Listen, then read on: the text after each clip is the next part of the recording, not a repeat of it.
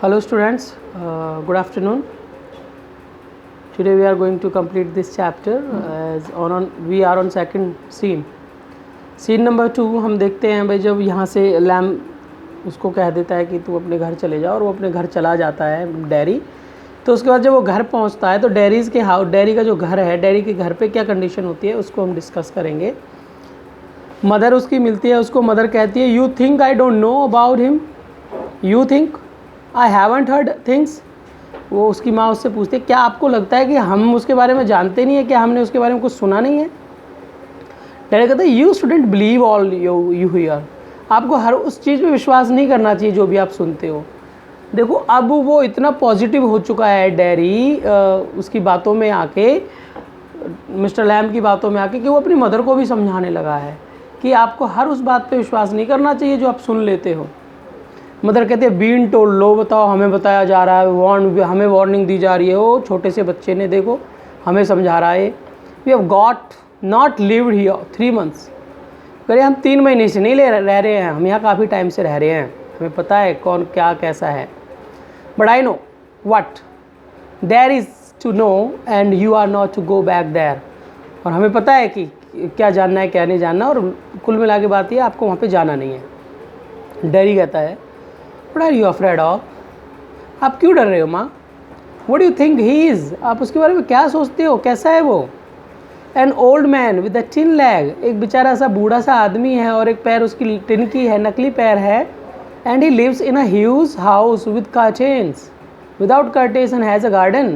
वो एक ऐसे घर में रहता है जिस घर में कर्टेन नहीं है, केवल गार्डन है। And I want to be there, और मैं वहाँ पे जाना चाहता हूँ। एंड सिट, मैं वहाँ पे बैठना चाहता हूँ। एंड लिसन, और मैं सुनना चाहता हूँ 2 things, चीज़ों को। लिसन एंड लुक, सुनना चाहता हूँ और देखना चाहता हूँ। मदर कहती है लिसन टू व्हाट, क्या सुनना चाहते हो।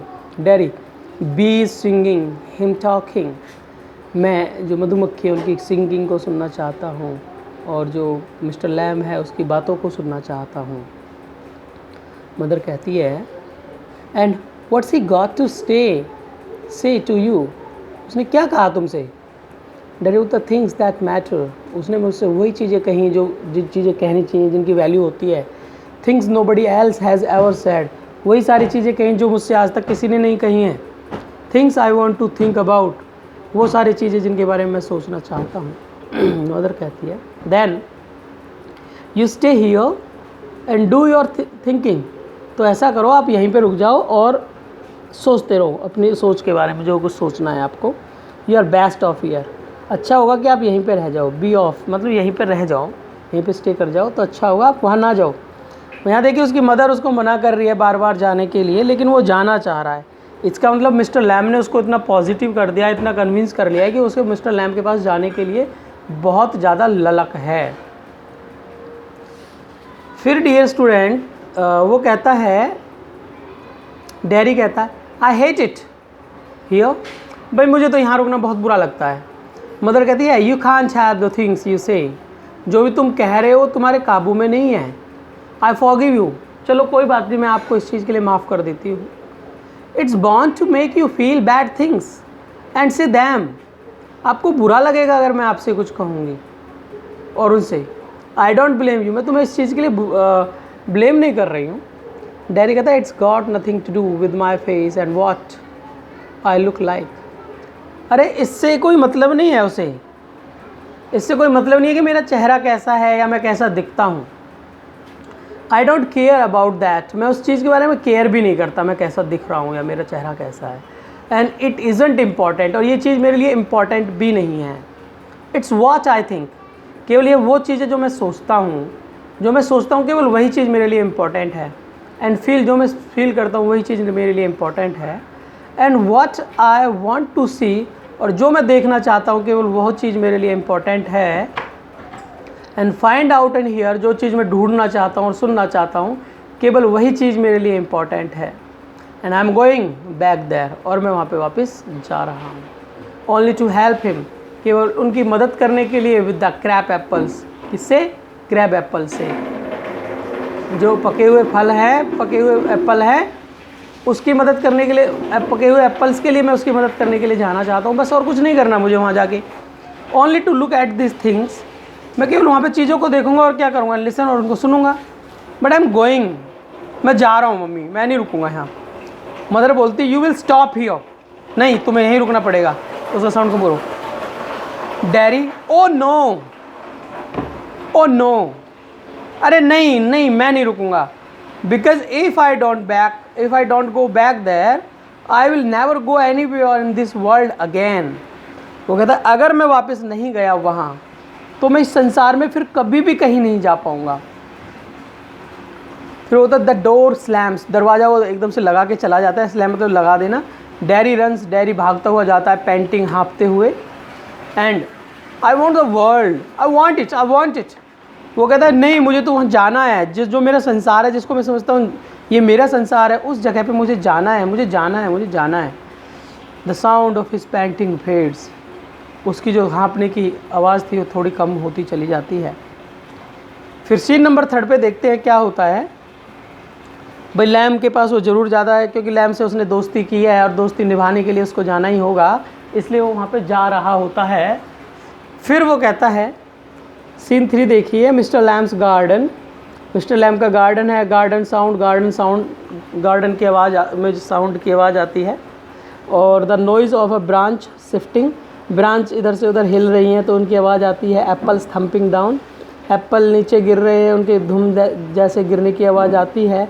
The branch shifting again, branch इधर से उधर शिफ्ट हो रही है, उसकी आवाज़ आती है। मिस्टर लैम कहता है स्टडी, मिस्टर लैम कहता है सीधे करो सीधे। दैट्स, हाँ यहाँ गॉट इट, हाँ मिल गया। दैट्स इट, हाँ यही है। मोर एप्पल्स फॉल, जब वो ऐसे एप्पल को तोड़ने की कोशिश करता है तो बहुत सारे एप्पल गिर जाते हैं। एंड अगेन वो फिर दोबारा कहता है दैट्स इट, हाँ यही तोड़ना है। And a crash, the ladder falls back, mister Lamb with it, a thumb, the branch switches back, cracks, then silence. Daddy opens the garden gate, still panting. वो कहता है a crack, एकदम से किसी चीज़ की चटकने की आवाज़ आती है। क्रैश, किसी चीज़ की कुचलने की आवाज़ आती है। The ladder falls back, जो लैडर है, जो नसैनी है, वो वापस गिर जाती है पीछे की तरफ। Mister Lamb with it, mister Lamb भी गिर जाते हैं। अथम, धम जैसे आवाज़ आती है। ब्रांचेस स्विचेस बैक, जो ब्रांचेस पीछे की तरफ खिंच रही होती हैं।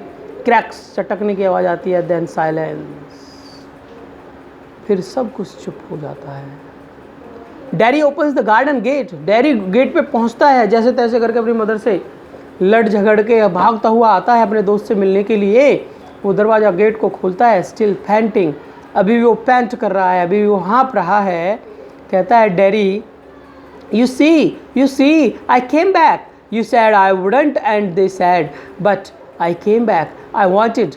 वो कहता देखो भाई देखो, मैं वापस आ गया हूँ। तुमने कहा था ना मैं नहीं कर पाऊँगा, और उन्होंने भी कहा कि मैं नहीं जा पाऊँगा, बट लेकिन देखो मैं वापस आ गया हूँ। I wanted, बिकॉज मैं आना चाहता था, इसलिए मैं वापस आ गया हूँ। He stops. That silence. वो वहाँ पे रुक जाता है और बहुत ज़्यादा साइलेंस हो जाता है, बिल्कुल शांति हो जाती है। Mister Lamb, mister you have, पूछता है मिस्टर लैम, हे मिस्टर आप। He runs through the grass, वो घास में से भाग के जाता है। स्टॉप्स, वहाँ पे रुक जाता है। नील्स, घुटनों पे बैठता है। फिर कहता है mister Lamb it's all right, क्या आप ठीक हो? यू फेल, आप गिर गए थे। I am here mister Lamb, it's all right. Mister Lamb मैं यहाँ पे हूँ, क्या आप ठीक हो? मिस्टर लैम मैं देखो आपके पास आ गया हूँ। मिस्टर लैम मैं आपके पास आ गया हूँ। ऐसे वो बात करता है, उसको बड़ा दुख होता है जब मिस्टर लैम को गिरे हुए देखता है। साइलेंस, फिर वहाँ पे साइलेंस हो जाता है, सब चुप हो जाता है। फिर वो कहता है आई केम बैक, लैमी लैम मैं वापस आ गया हूँ। लैमी लैम, लगड़े लैम मैं वापस आ गया हूँ। आई डिड, देखो मैंने कर दिया, मेरे अंदर पॉजिटिविटी आ गई जो तुम्हारी वजह से आई थी। कम बैक, मैं वापस आ गया हूँ। डैडी बिगिंस टू वीप, मैं वापस आ गया हूँ। डैडी रोना शुरू कर देता है। मैं वापस आ गया हूँ, वापस आ गया हूँ। मिस्टर लैम आप कहाँ हो? मिस्टर लैम आप ठीक हो? इस तरह से वो रोना शुरू कर देता है। My dear students, I hope आपको चैप्टर समझ में आया। बहुत ही हार्ट टचिंग चैप्टर है जिस इंसान ने उसको पॉजिटिव का किया और जब उसके साथ उसे दोस्ती निभाने का समय आया तो वही इंसान नहीं मिला।